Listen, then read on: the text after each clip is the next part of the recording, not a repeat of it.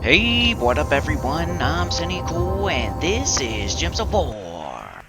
And today I got 5 teams for you for the Silver Necropolis faction event. High, mid, low, pure, and deathless 500. Silver Necropolis mostly known for the weapon. We got life and death. You want to get that today. If you don't have it, buy up to it in the shop in the faction event. That's the best way to go about it.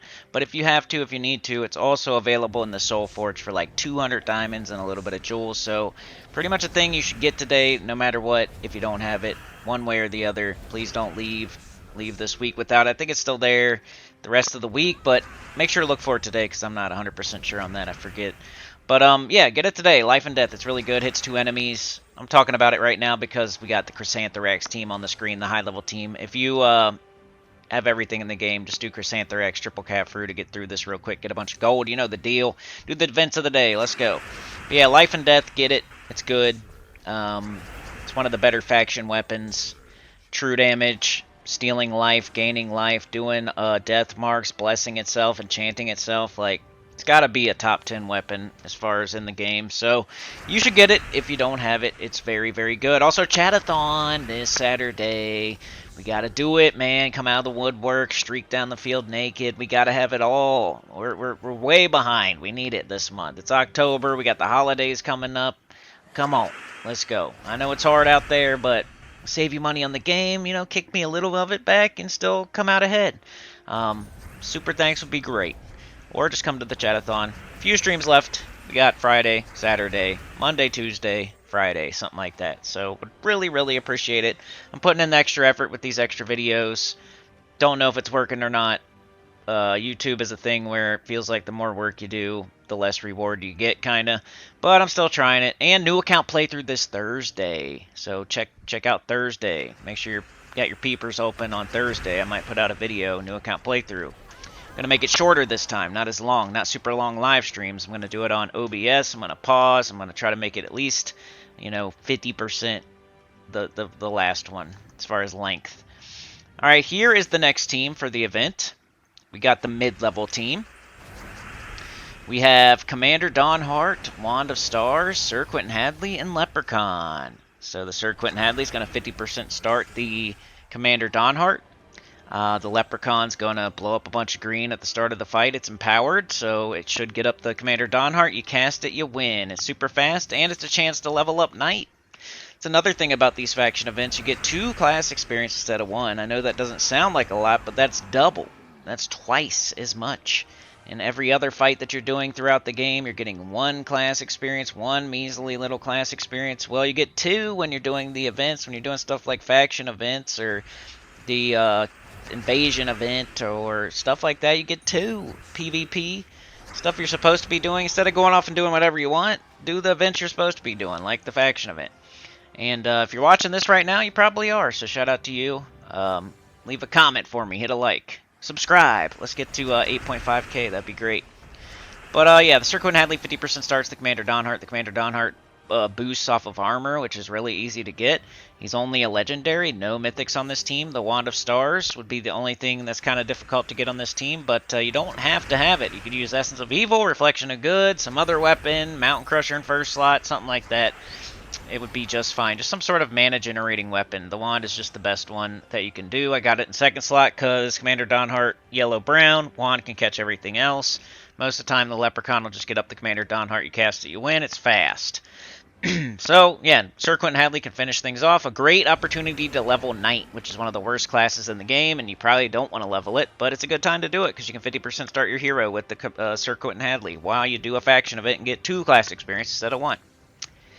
Alright, here is the low-level team. This one comes to us from Sana, aka Lady Alfhild. Black Manacles, Moon Mage, Angry Mob, and Leprechaun. So good little low-level team. A nice, safe, but also fast low-level team. So Black Manacles, always a good idea early game if you got it. The Moon Mage is kind of sitting in for Atlanta. Atlanta, you could use that as well. But Moon Mage, also very good option.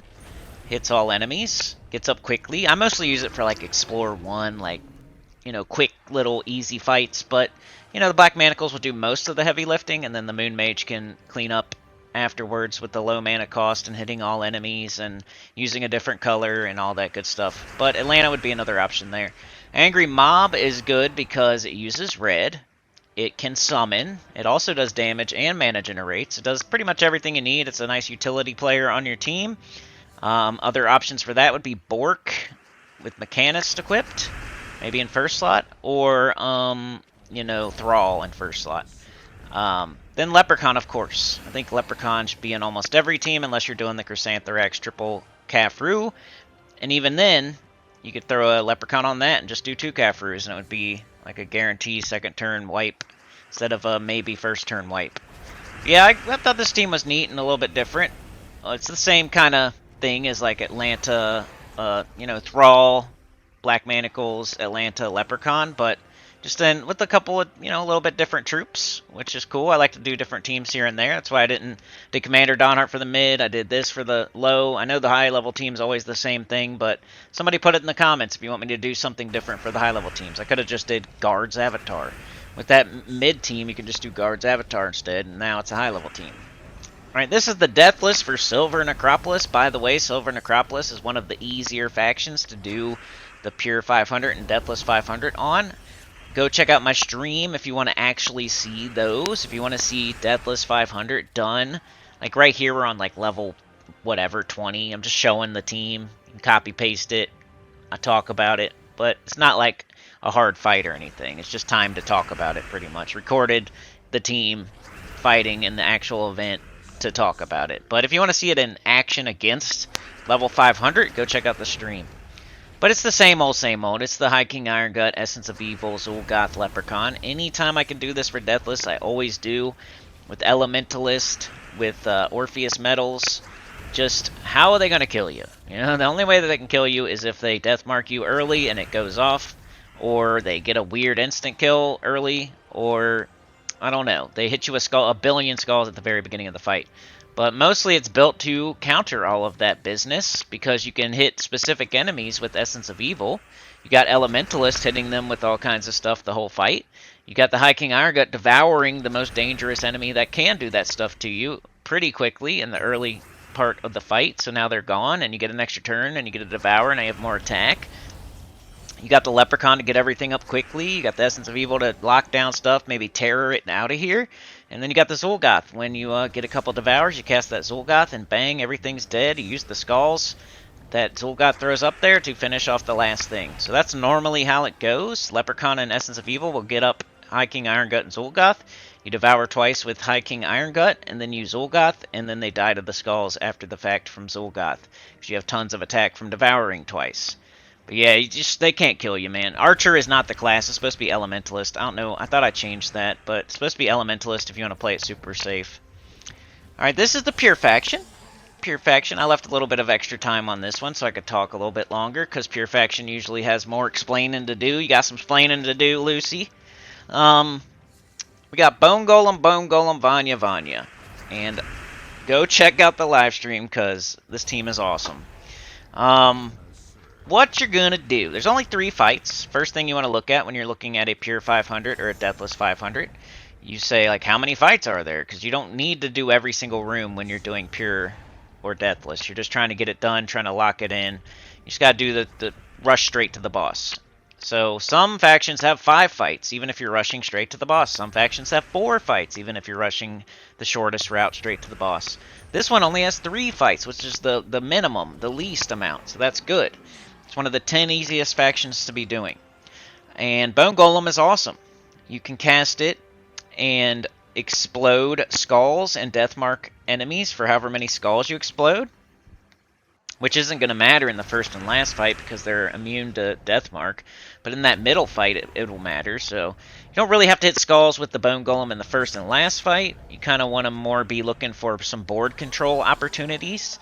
You know you're going to pick a gem. You know it's going to blow up all the gems around that gem. And you can make things happen with that. You can make skull matches with that. You can just make mana matches with that. You can get rid of things with that. You can hit heroic gems with that. You can deathmark with that. Lots of things you can do with that little explosion. And then on top of that, it's getting a bunch of attack and life every time you cast it too. So that's the main thing. Just build up its attack, keep it nice and healthy, hit the enemy with skulls, and win. And then you got Vanya down there, who chips them when you have nothing else going on. So mostly I was taking purple, taking brown, getting up Bone Golem, looking for board control opportunities or death marking, looking for skull opportunities with that. You know, do a explode, choose a gem where if I knock out this area of the board, it's going to make a skull hit happen. And then you hit them really hard with skulls because you're gaining attack every time you cast the Bone Golem.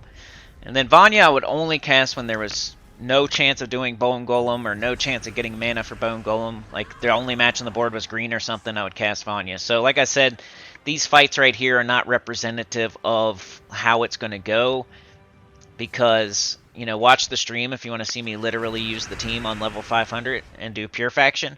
This is just here to show you the team, to give you the team code, and to have a chance to talk about it a little bit. But Vanya can do some chip damage, can summon if you happen to lose something off of your team, and can bless your whole team. So, you're usually, like with some of the pures, it's like, man, I just got unlucky, I got death marked, I got instant killed, blah, blah, blah. But with Vanya there, she's blessing you the whole time. That doesn't really matter. You can't get death marked anyway with your traits, and so they really have to kill you. You really have to do stuff wrong to lose in this pure faction. It's like pretty easy. Just cast Bone Golem over and over and over and take skulls. And then if you lose a troop, cast Vanya. If you have nothing else going on, cast Vanya. That's the simple TLDR. Cast Bone Golem, especially the first one, over and over and over, and take skulls. But if you want to get deeper and play it even safer, make sure when you choose what area you choose on the board, like something happens based on what you're doing, what gem you're exploding with the Bone Golem. But yeah, it's an easy one. Easy one. Double Bone Golem, double Vanya. Get it done. It's easy. Get that life and death weapon. Come to that live stream on Friday. Come to the chatathon on Saturday. Subscribe. All that good stuff. See ya Thursday maybe for new account playthrough. Have a good day. Peace out.